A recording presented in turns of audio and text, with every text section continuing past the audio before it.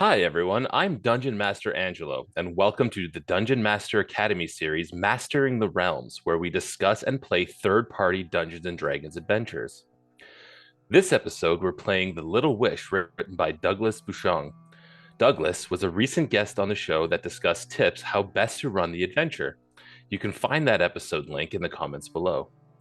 The Little Wish is a 4-hour Tier 1 adventure with an average player level of 2, and we will be taking a break about halfway through the game.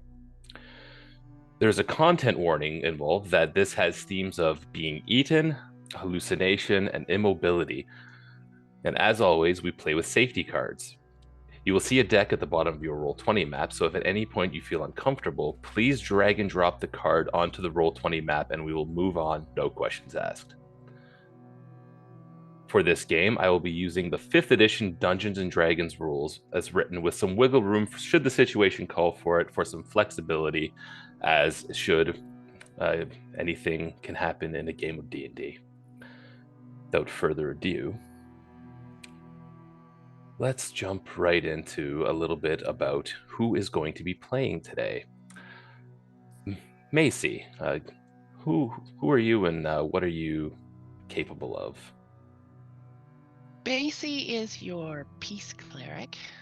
She was traveling the astral plane for many years and, spreading the word of peace until she met Mistra.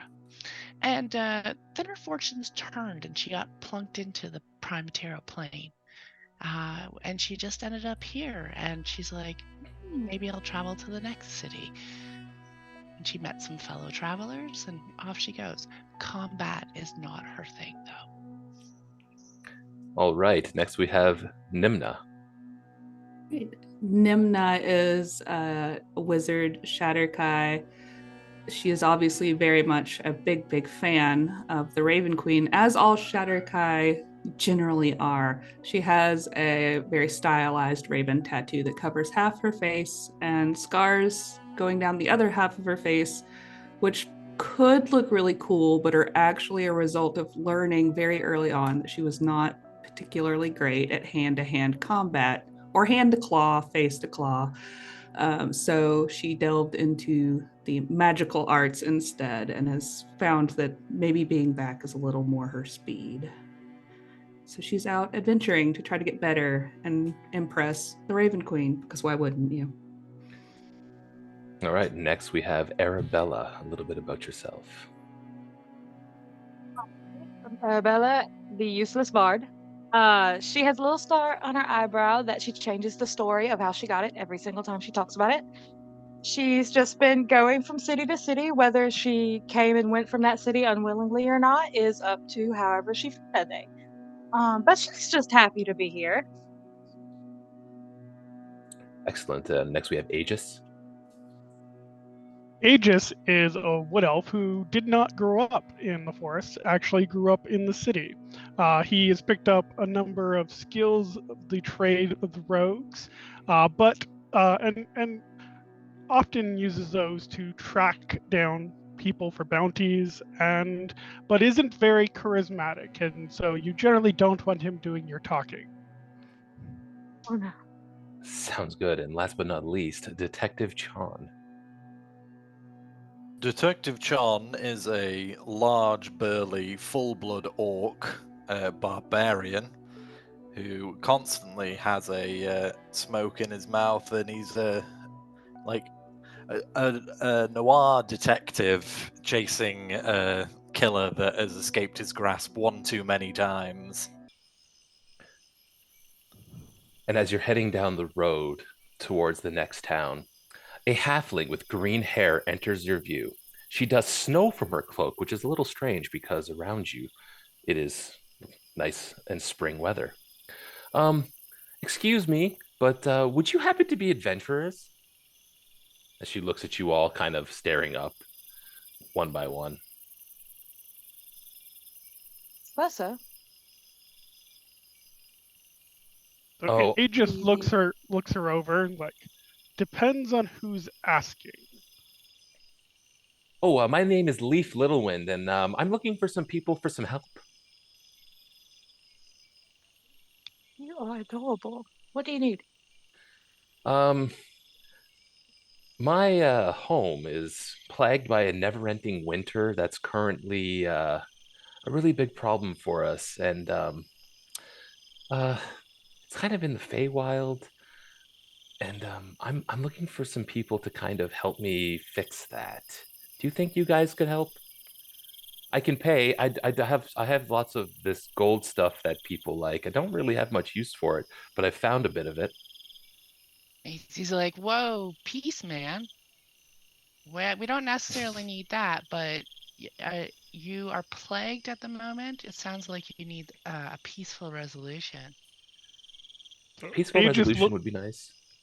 Aegis looks between Macy and this halfling, especially when she mentions the not needing the gold, and gives a sort of an arch of brow. I think we can help and also help relieve you of that unneeded coin as well. So two helping. Look, I'll be perfectly honest. You had me at Feywild. Let's go. I would also be more than okay with the monetary rewards for your assistance. Oh yeah, and Nemna and Aegis is like, astute eye can kind of look and see that it's a pretty hefty gold pouch. It's got to be at least 500 gold in there. Oh, nice. Maisie doesn't notice that at all. She's just looking at the countenance of this halfling. They seem trouble, and yeah, He's she's like, thinking about ways that she can create peace for them. she goes, all right, can you guys follow me? We need to go to a nearby grove. That's how we'll get back to where we need to go. It's not too far from here. And do you guys follow her as she starts to walk in that direction? Oh, absolutely, without a doubt. Playing a Maisie's little right tune. there. Detective John begins to walk with the group and is just like, "Oh, the Feywild, of course. Why didn't I think of this? He must have gone there." Yeah, Have you been there before? Maisie packs a little bit of catnip into like one of the little chonsables, so that the spreading bomb of peace from it will mellow everyone out, and so that maybe their new friend won't be so anxious. Actually, before Fortunately, Nemna we've never had follows. peace in our life.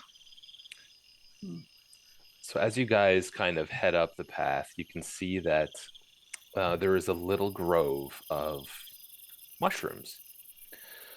And Leaf utters a warning to you. Do not harm any of the plants in this grove.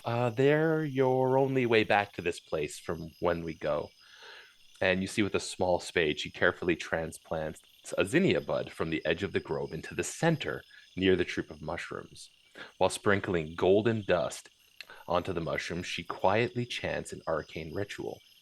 As she finishes the chant, she turns to you and asks you to speak the following phrase. It's hard to pour so much kindness onto others without spilling a little onto yourself.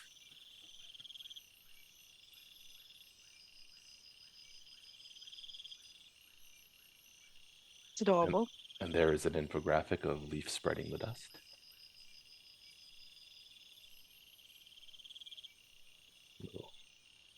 And she's waiting for you to speak that phrase. Oh. She's like looking at you all expectantly. It's hard to pour so much kindness onto others without spilling a little onto yourself. Then she looks at the next one of you.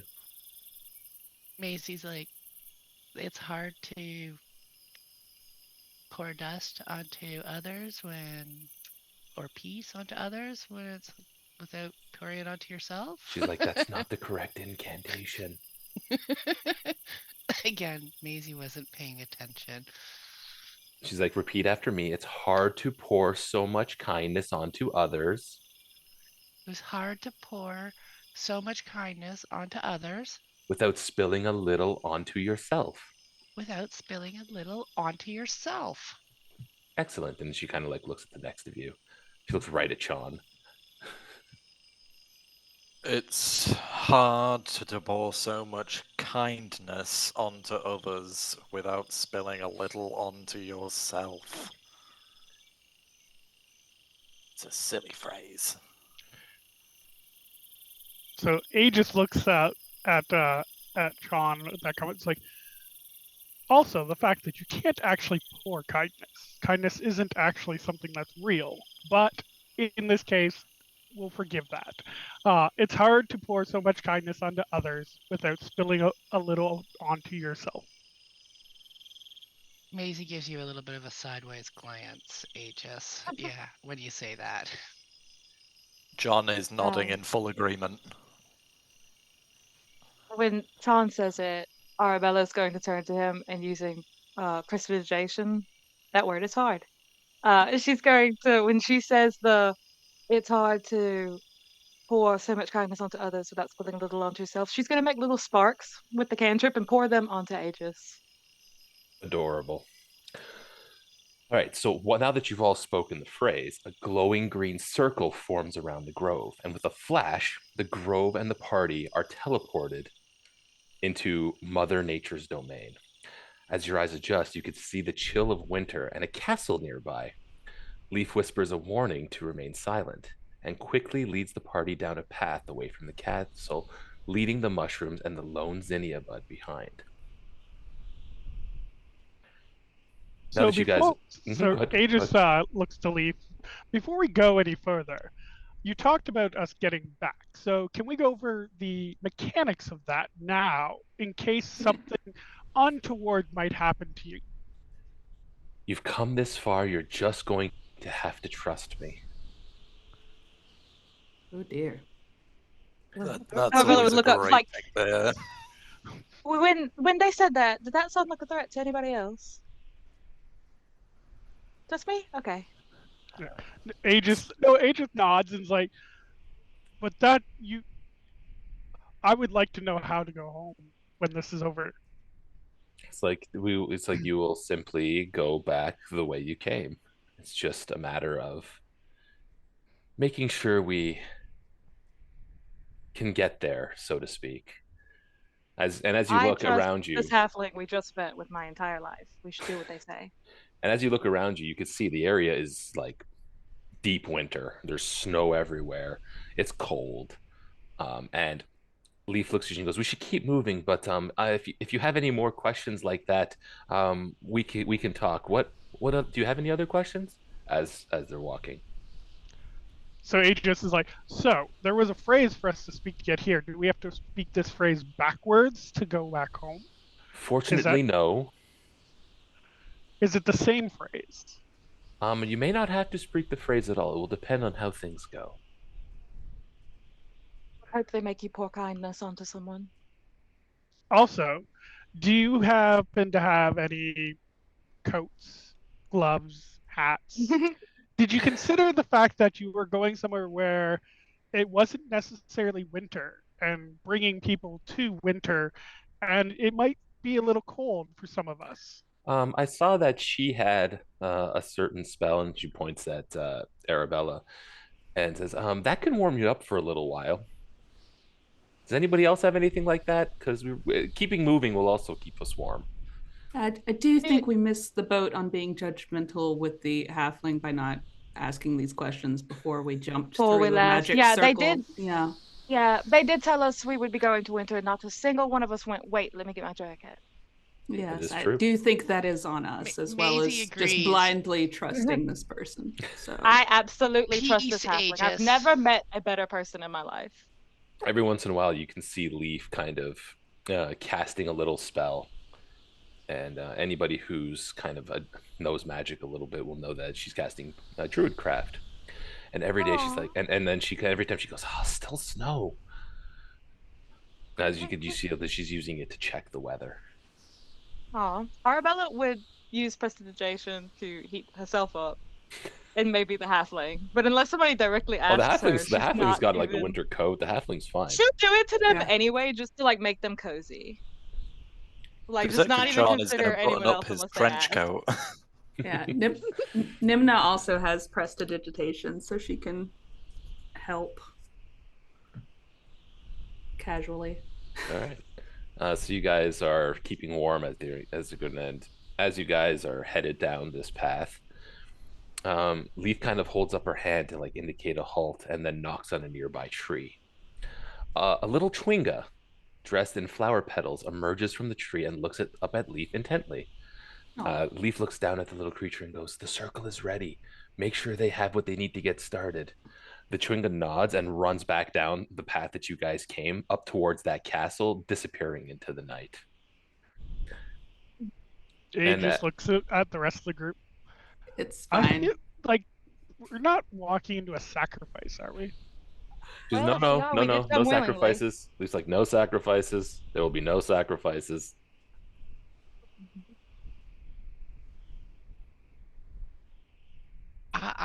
Maisie's just looking for a peaceful resolution on this, so she's willing to move on and help them out.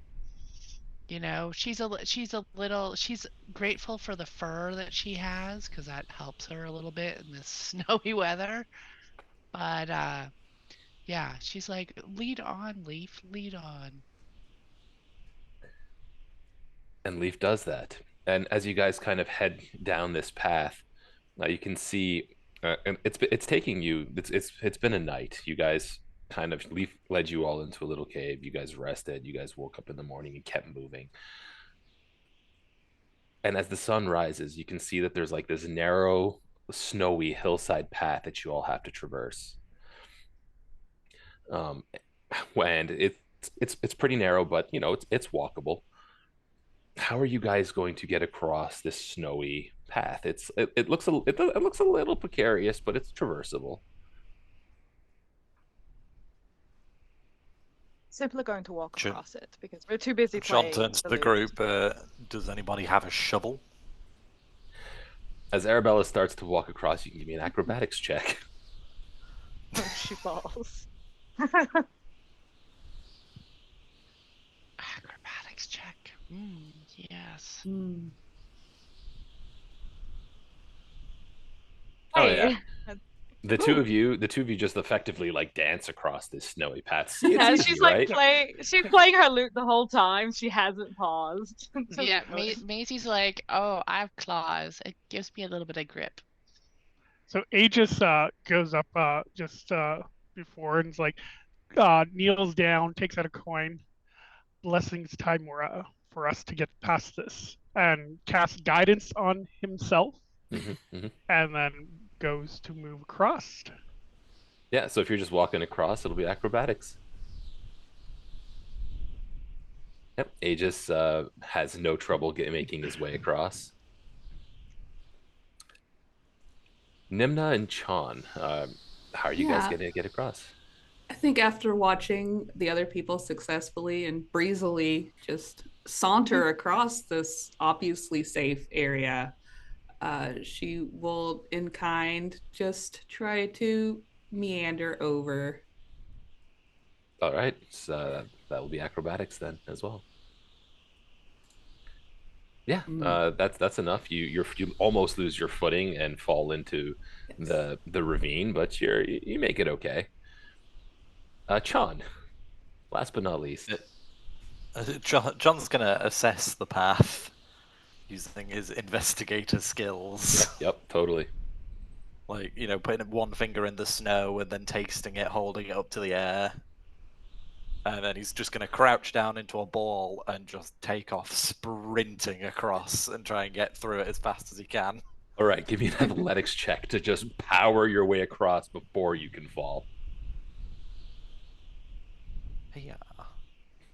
So as you're sprinting across, at the very as you're almost there, you lose your footing a little bit, and then you push off just enough and go barreling to the other side, making your way across.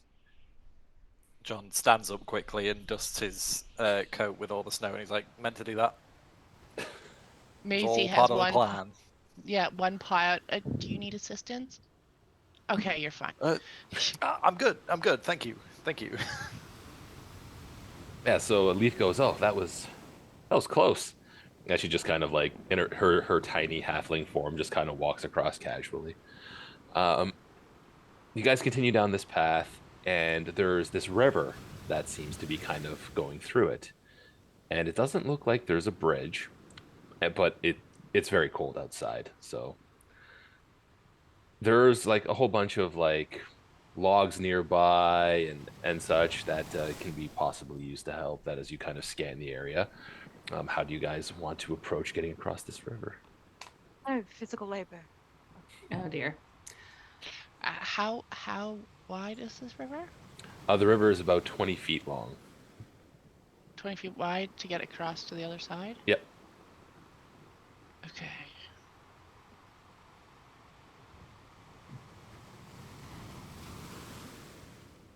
Does it look particularly deep?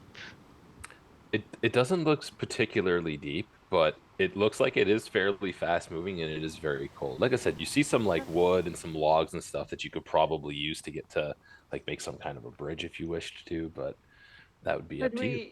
What about could we attempt stilts? to leapfrog it? Leapfrogging it would be tough. It's a pretty long jump. No, like use the wood and logs to leapfrog Oh, you're gonna try to like instead of pole making a vault bridge. it. You're gonna try to pole vault. Yeah, Yeah, you can like I absolutely would to try jump to pole between vault it. them and like I'm dodging cars. Yeah. Oh, sort of like how a logger would stand on a log in a river and then sort of jump from Yeah. log to log. Yeah, that's what I Oh. want to jump from each piece and see like if I I'm can gonna fall. throw some. Maisie's going to throw like a little twig in there or leaf or whatever, Mhm. just to see how fast moving is this river. It's not super fast, but it's fast enough that it's noticeable. It goes. The leaf does travel fairly quickly away from you. So Aegis is gonna go over, pick up one of the pieces of wood, and like go to the edge of the river and just like put it in just to see how deep it is roughly. Like knowing that obviously the edge is gonna be not as deep as the center, but It's about trying to 3 feet gauge. deep. Okay. So then he's going to take two pieces of wood that are roughly the same size, and he's going to basically tie his feet to the top of them and use them as stilts to walk across. Excellent. That is acrobatics if I have ever heard it. And of course, he is going to ask Timora for her guidance in doing so. Excellent. While he does that, Arabella will look at Dr. John. If you decide to just, run through like you did a minute ago, can I sit on your shoulders so I don't have to do this? Perhaps. And as Aegis is starting to go across, he remembers something, and he tosses one end of the rope he has to that side of the river, and then will continue across, hoping that someone's smart enough to grab the rope, so that they'll Yeah. at least have a rope. We all across just the look river. at it. Oh, what Yeah. a nice No, sail you Nimna made dies for for it. yourself. Yeah. So Nimna Arabella grabs the makes rope. the where it lands Yeah. vibrate just a little bit, so you have Yeah. to try to catch it twice. Nimna is listening to these grand plans of stilts and frogging, leaping across the river, and is very, very, very aware of her physical limitations, and is not down for that. So she leaps for the rope in the hopes that maybe she can fashion something to help her get across the river, because trusting her own body is going to be a no-go. Hey, grabbing the rope. Yeah. So now the rope. You have a rope effectively that travels from either side, so that will make things easier. Maisie wonders and asks, should we tie it off to like a tree and tight rope across there? You could try. That, or love use the it as a circus. guide we could use another log to stand on and then pull ourselves across. Well, one Yeah. of those sounds so much more fun than the other. You do you. I typically do. Yeah, I'm not gonna stop you. And as Aegis watches the other side of the river and them all making these plans, he just sort of brushes off some snow from a seat and just takes a seat and waits. Yep. Yeah. You see just Aegis kind of chilling on the other side of the river. Yeah. Arabella will leave, she supposes, Detective Chan in case the frail one needs help across the river. She'll be selfless this one time in her life. And I think at this point the tightrope feels like the safer option and the boring one, although it is interesting. So she is going to try to leapfrog across, just jumping over whatever is floating down this river and seeing if she can get across. Yeah. All right. That's gonna be.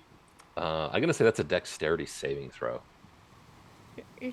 More so than acrobatics. to try to like pop your way across. Yeah, like she's a frog. Oh, a natural one. So you watch as Arabella plummets into the water. Now that you're in the water, you could just power your way across, but you do need to make a Constitution saving throw for how cold the water is. She just dies. Um, But 10. 10. You manage to just barely stave off the cold. She's sad, but she's blue, so you can't tell how cold she is. So she goes across. She's like, oh, that did not work at all. All right, so two of you are across the river. Maisie is definitely going to try this tightrope walking sort of thing, so tying it off to the tree and tight roping it. And then she notices that Aegis hasn't actually like necessarily tied that off. So she uses thaumaturgy because her sense of like how far a distance is all messed up from being in the astral plane. Reasonable. So what seems like close is actually far away. So she wants to make sure that Aegis can hear her up to 300 feet away. So she's like, Aegis, tie off the rope securely. Aegis looks at Macy and just shakes his head. Already done. Are you sure? Is it secure? Did you Yes. test it? Okay. All right. Then she ties it off and she grabs a pole for like as a balancing pole as she like tries to make her way across. Oh, and she also calls on Eldeth to guide her as well. Excellent. So you cast guidance and you try to basically tightrope walk yourself across this rope. That's acrobatics. Okie dokie. Bella's desperately trying to warm herself for prestidigitation right now. And you just like you're about halfway across the rope and you're starting to teeter towards falling in the water, but then that divine inspiration just kind of like you get your second wind and you manage to right yourself and get across. Oh, thank goodness she hops down. That's 3 out of you Yeah. that have made it Brushes across herself off and goes, "It's safe. It's secure." Okay, well, with that, the Nimna will climb up on the rope. She has her quarterstaff that she can use to try to help balance herself, and will, like the biggest scaredy cat in the history of scaredy cats. She might look tough, but she's definitely not. Will inch her way across this thing. All right, because you're going carefully. Nope. Because you said you were going like specifically carefully, I was going to say you have advantage. Okay. Sorry. That's good. It's a little better. So you're about 3 feet from the edge of the rope when you lose your footing and plummet into the water. You manage to get yourself across the river after that, but you do need to make a Constitution saving throw because it's very cold. And you do manage to shake off the chill of the water as you make your way across. And then last but not least, Chon again. I want to keep calling you Grom. Grom? Change his name. Where's Change it to Grom Grom. You're Grom now. No, It is, I'm John. It is Chon. It is Chon. Grom is John. Grom is from a Blizzard game. Yeah, that's fair. John will untie the rope from this side. And as he does, he's just like, well, you never know when we're going to need more rope. So he ties it up and he rolls up his slacks, takes off his brogues and his socks and puts them in his bag, and then just walks through the river. Oh, so you're just wrapping powering the rope through around the river. his arm. Arabella is so angry. She was going to ride on his shoulders, but she tried to be nice, and the frail one went on their own. So she's like, "I got wet for nothing." I said you guys could ride on my shoulders. You're just powering through the waters. You have to make a Constitution saving throw, but it's easy enough to do if you're just powering through. Yeah. Yeah, without issue. You see Chon just kind of casually walk his way through the water. He's got like his shoelaces tied and his shoes around his neck as he's just walking across, wrapping up this rope. Yeah. So now 3 of you are on the other side of this water, but you're very wet and it's very cold. I need all 3 of you to make a Constitution saving throw.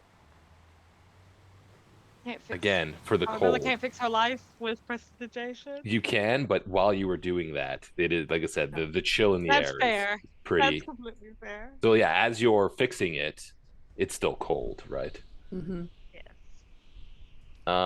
And Nimna, you notice that the cold is really starting to get to you, and you do take 1 level of exhaustion. And I'm assuming to that help between the Nimna. 2 of you have prestidigitation, that you are going to dry each other off, Yes, we will Okay. do that. Yeah. and then attempt to warm up a little, that sort of thing, being nice to one another. Yeah, we feel bad. We're like, oh no, they're shivering. Oh. John will donate his trench coat to Nimna, even though it's probably more like a tent on Nimna. And just double wrap it around. She's very thankful. Right. So you guys continue along this path being led by Leaf, and Leaf looks over at and points out. She goes, "Look, there's the house. That's where we're going." And almost like supernaturally, a hailstorm kind of whips up between you and this hovel. And it's hard to see. It's cold. It's like almost biting. What are you guys going to do to get to the hovel as quickly and as safely as you can?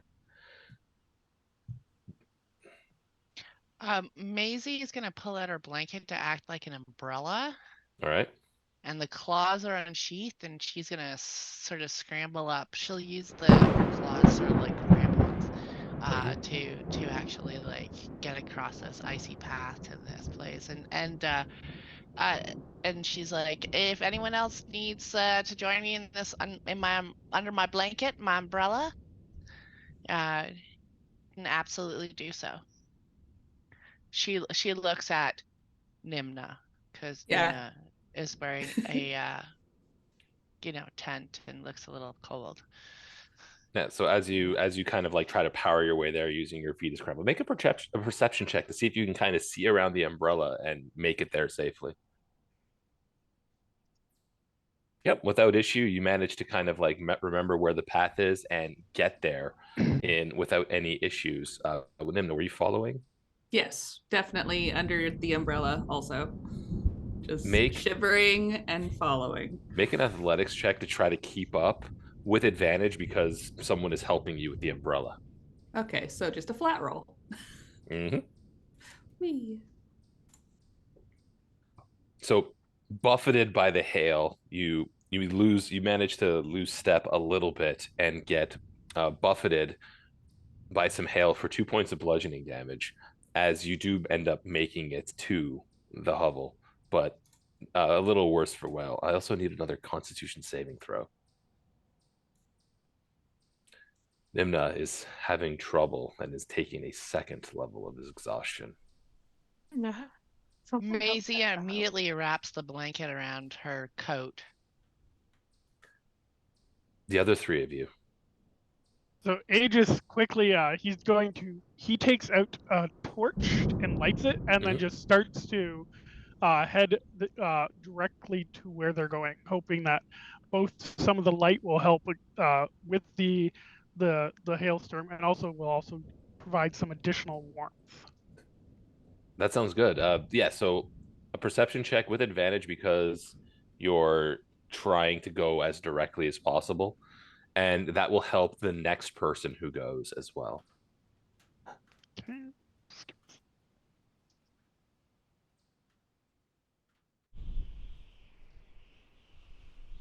Yeah, without any issue, you manage to kind of power your way through and kind of rendezvous with the others, basically getting inside Mother Nature's like hovel.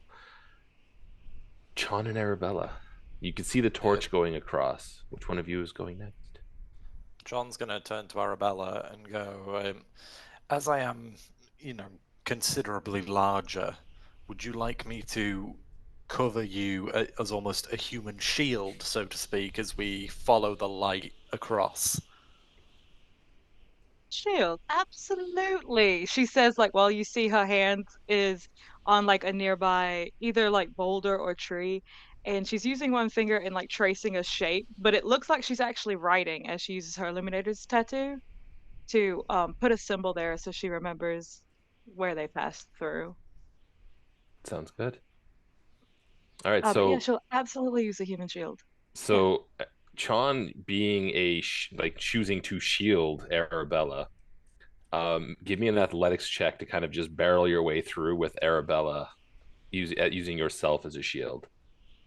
Sure. Yeah, you make it through Oh, just look. fine, but because you are specifically using yourself as a shield, you do take 3 points of bludgeoning damage and do need to make a Constitution saving throw. Arabella, you do not need to roll. That's Yeah. understandable.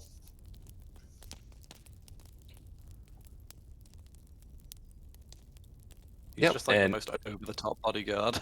yeah, and doing their job well, he manages to barrel his way into the hovel, and you're all kind of like breathing heavily from the exertion, kind of a little chilly because it was a cold walk, and inside, you are struck by the warmth of and smell of a meaty stew.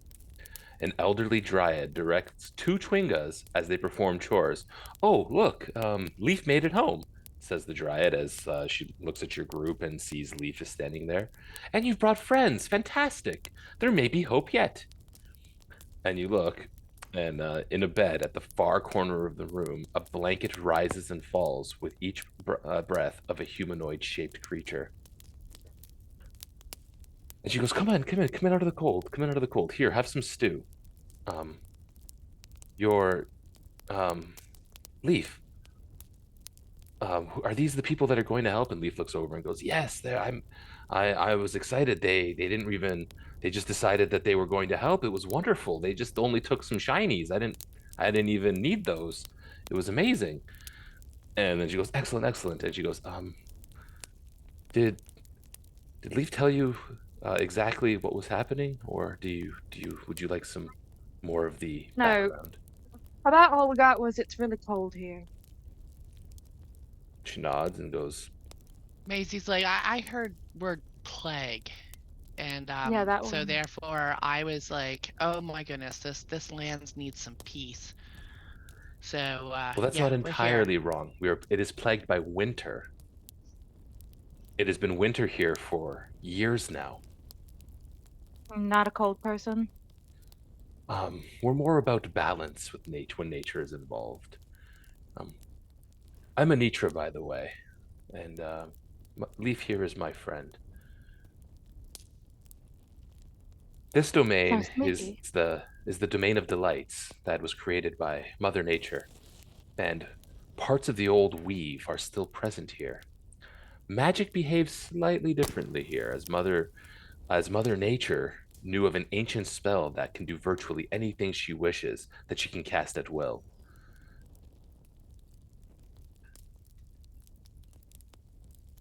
Sounds like a lot of fun. The Our friend is very, very cold though. Like she looks like she's going to pass out. Can she start Yeah. fire? Yeah, yeah, absolutely. Please make yourself at home by the fire. Here, like I said, have some stew. We might have a way to help with that shortly, but first, you need to know the dangers. You might have seen a castle back along the path, perhaps. She kind of like points her like to the Yeah. in a general direction towards outside. Another small one went that way, didn't they? They did indeed. They were going to prepare as per part of the plan if Leaf was to find us help. That is a wizard's castle and is very dangerous. A shipment should arrive soon that will allow me to help protect you should you wish to enter there and solve what is plaguing this land and what is effectively keeping Mother Nature dormant.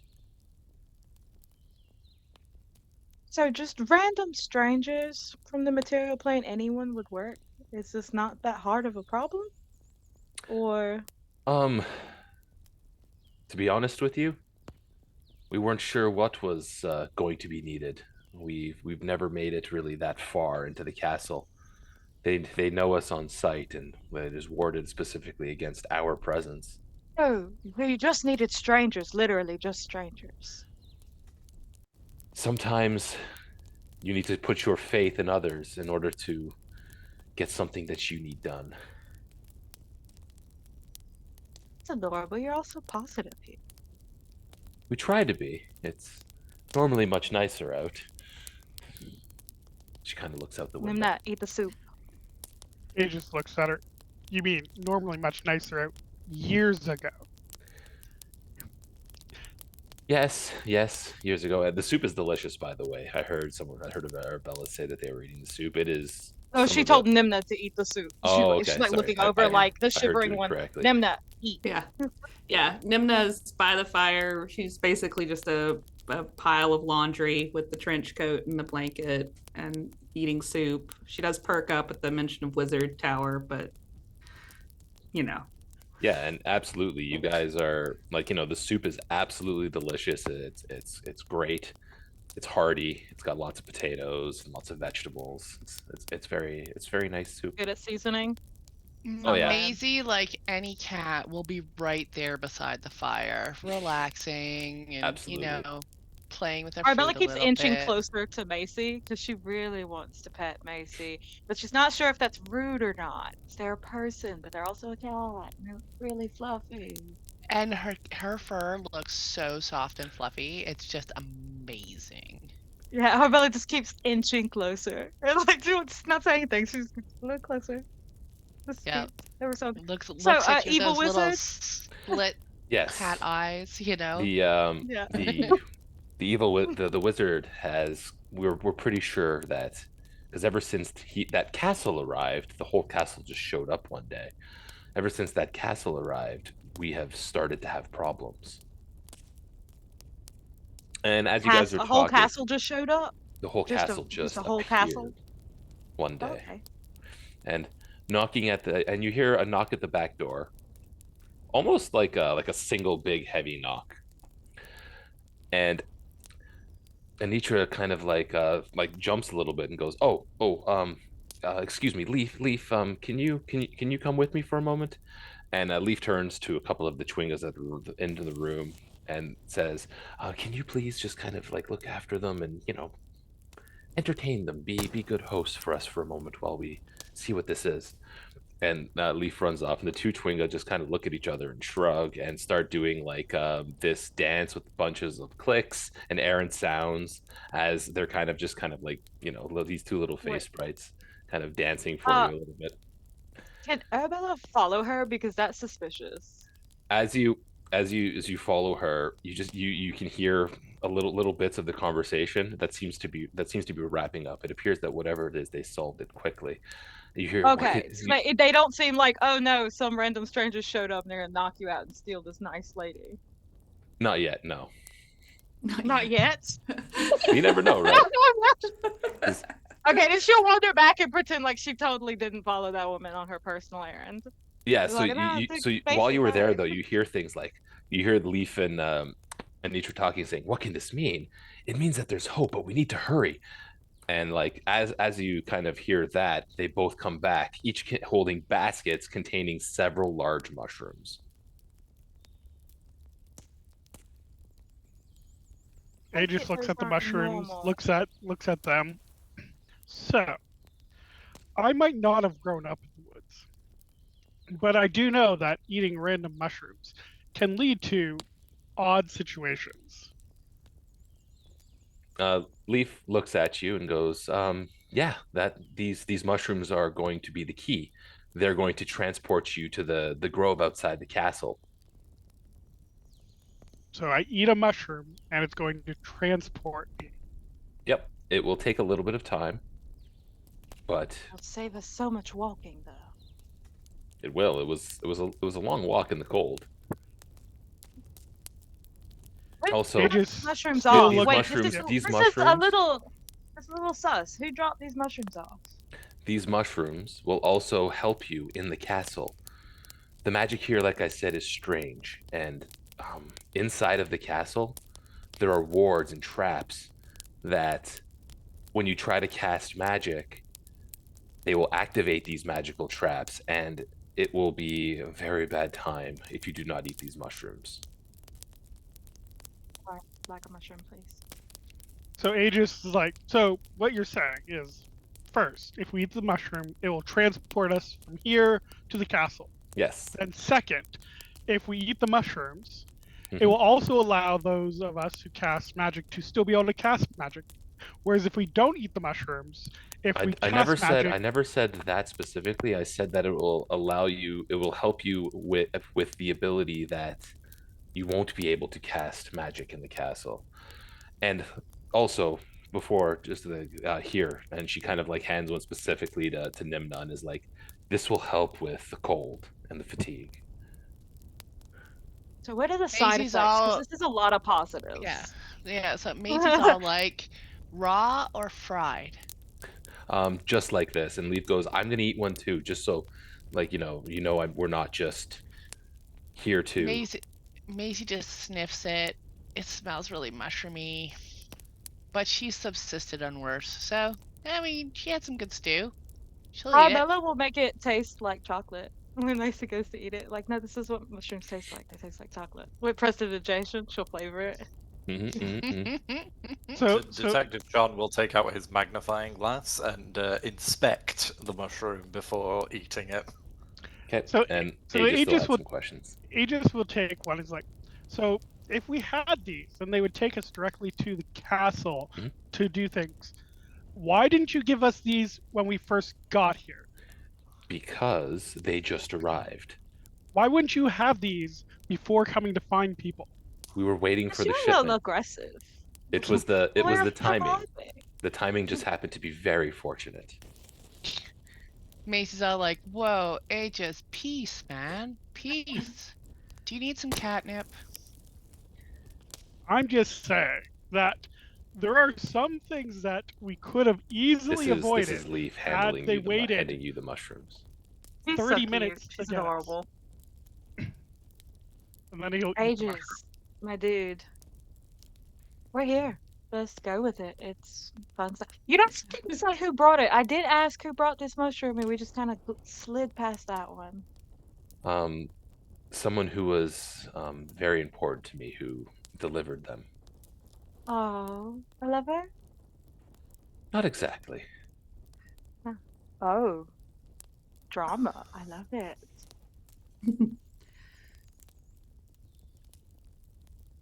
Absolutely no hesitation. Arabella eats the mushroom. Yeah, She's Leaf like, is "Let's just already eating a nom." mushroom to try to Yeah. like build trust and say, look, I'm doing it too. Yeah. Nimna eats her mushroom. She's using it like bread with the last of her stew to get. Perfect. Yeah. Chon has kind of got the magnifying glass out and is like, Are you looking for anything in particular? I mean, John's trying to kind of look more like he's inspecting it than if he actually knows anything, because he knows, absolutely nothing about nature or mushrooms. So he's just making it look like he's giving it a real good look to see if they break, and if they don't, he'll eat it. Yeah, it's all right. And Aegis, are you eating your mushroom? Yes, as I mentioned before, he just does Okay. eat his mushroom. I did miss that. All right, so after you all eat the mushrooms, you slowly, and you can see Leaf too, slowly starting to kind of see, like, kind of like black around the edges of your vision. Hmm. And then suddenly Before- it starts. Yeah, go. I was gonna say, before it fades completely, can we see who's in the bed? You said there's a humanoid figure in the bed. There was. You didn't have the chance to do that. No. And We're very as the trusting. vision, as your vision, I love it when parties just go with it. It all makes it so much better. You slowly awaken to the darkness to feel the lower half of your body buried in the ground. a glittering dust falls on your head, and you hear voices, your own voices, saying a phrase. It's hard to pour so much kindness onto others without spilling a little onto yourselves. As you hear the phrase repeated, it feels like you're learning the sounds of these voices for the first time. If you could move your mouths, you could almost imitate them. As the glow of the glitter ends, you feel tremors of giant feet walking away from you. The group of you are currently alone. You are all have been transformed into tiny little mushroom people. But yes. So cute. I've never wanted anything more in my life than to be a tiny mushroom person. So, these are all Campestries. And if you are unfamiliar with how like Roll20 sheets work, as some people are not, if you shift click on it, it will open up the character sheet and you will see the Campestries abilities. I do. Yes. Correct. Excellent. Yes.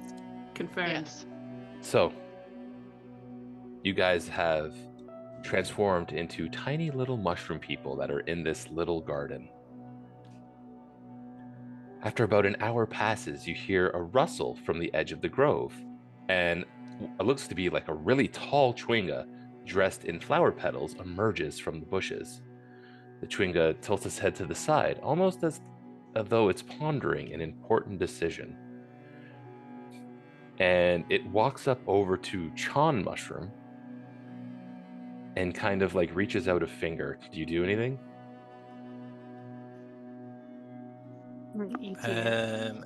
John will. Let's see.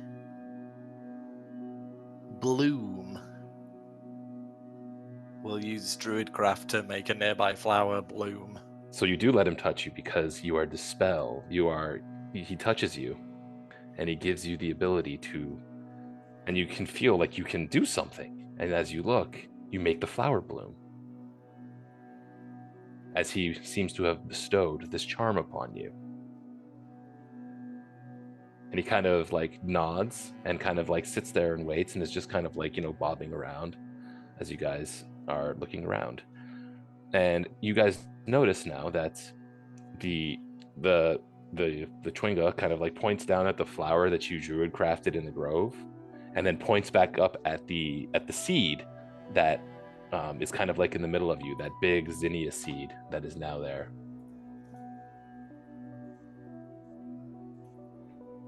I guess John will attempt to John Shroom will attempt to bloom that one specifically.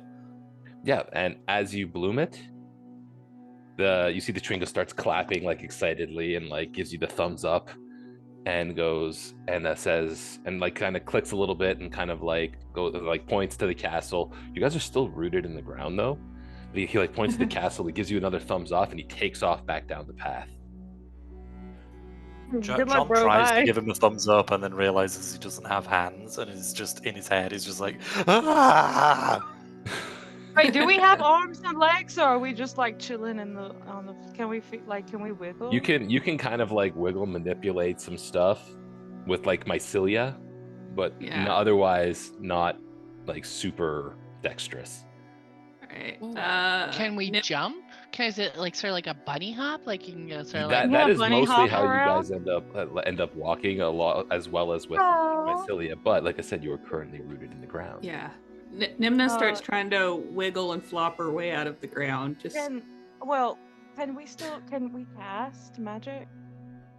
Leaf goes, I don't think we're quite grown yet. I think it needs to be we need a little bit longer.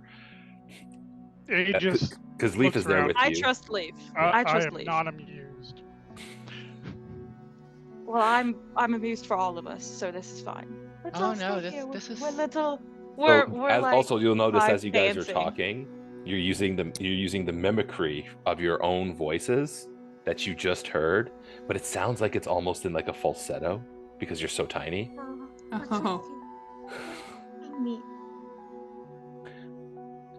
And as a couple hours pass, the sun illuminating the castle and all of you, you can see a skunk exploring the edges of the grove, Don't come over here, skunk. No. cooing as it searches for food.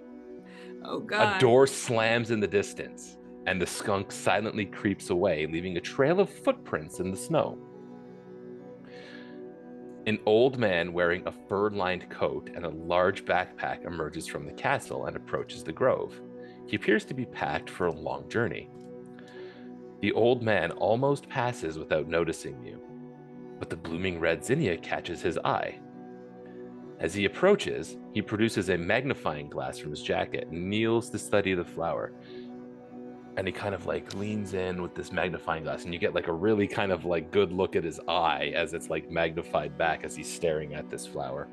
Maisie would like to druidcraft, and all of a sudden there's going to be a faint odor of a skunk. Only Chon has druidcraft at the moment. Oh. Yeah, Okay. so the rest of us, because I was going to ask about thaumaturgy to like loosen the ground a bit for when we wanted to get out. You only have what So is we in can't? that stat sheet. Oh, yeah, that's that. How do we look at that again? I'm so sorry. You shift click on it. Excellent. The old man was staring through this magnifying glass as he kind of looks over at you. God, this is a good patch, he grumbles as he looks back at the castle, as though considering whether or not to return. Damn, I don't have enough time. I'll have to catch them on the way back. Hopefully that stupid apprentice of mine won't trample them. He continues walking out of the grove and out of sight as he stomps away. And as he does, Can Maisie intuit that this might be the wizard? you can kind of intuit that is probably, like the way he was talking and the way he was walking, he seemed to have like an air of importance. You get the idea that he was probably the wizard. When he mentions the apprentice, the Campestri, that is Leaf, looks and goes, "Oh, I think he's talking about Greg. Greg's really nice." I was about to say, I feel like Greg deserves better. He was so mean to the guy, and he wasn't even here. And as the Riz wizard was walking away, you can start to feel like you can uproot yourself. We wiggle out. Body Every flops. little wiggles to get out. Yeah. Wiggle. Like, Yeah. He just wiggles a bit. This is embarrassing. Wiggle some more. Aw, Maisie. Arabella was wiggle meant to it be a mushroom. just a little bit. Wiggle. Yeah, we sing a wiggle song. Oh yeah. Full body rolls until she's out of the ground. Oh shit. Maisie doesn't want to mess up her cap on this ground, so she's just like doing the wiggle, like it's like a cat would do a butt wiggle sort of thing, trying to get herself out of there so that she can just hop out of her like little, spot. Yeah, and as you guys pop out, you can see that the path leads up to the castle, and in the distance you can see that there is a large wooden door.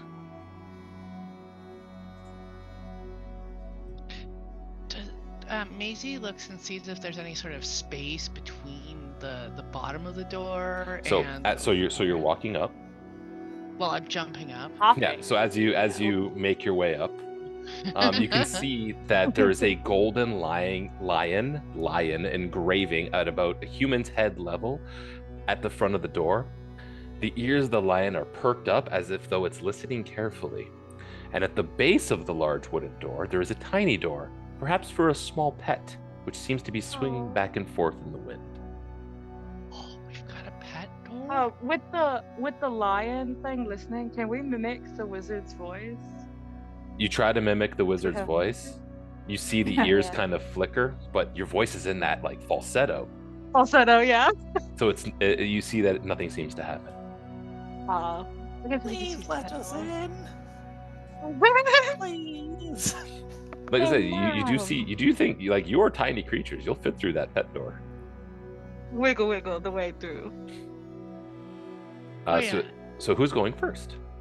But someone needs to hold the door or we'll get squished. John, hold the door. Maybe somebody should peek inside first to make sure that like the cat or dog or whatever isn't like That would be too intelligent. We have done Right nothing there. intelligent so far. Can we Maisie sense will- anything on the ground inside? You try to you kind of like tune to sense, and you do not seem to feel that you sense anything that is immediately inside. Yeah, so Maisie's gonna jump around. Jump around. Through the door. All right, so you And jump then through the hold door. it up and hold it up with her cap head so that everyone else can do that. And while I'm scanning the inside. And you can see that it opens up into a long hallway Nice. that does seem to have several doors. Those But are never suspicious. yeah, as you walk in, you can see that the hallway is dimly lit, and you can see that there is another one of those kind of things on the front door on this door. Same idea, as it's kind of like it's kind of like seems like a lion head with ears that are listening. It looks like the coast is clear, and you've got 3 doors at the end of the hallway.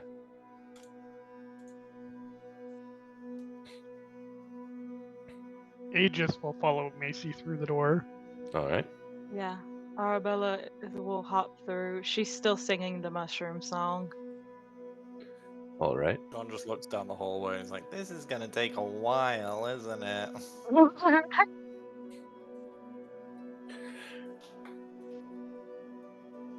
Listen, you told me nasally falsetto, I'm gonna do the voice. If you can do it, I'm not going to say no.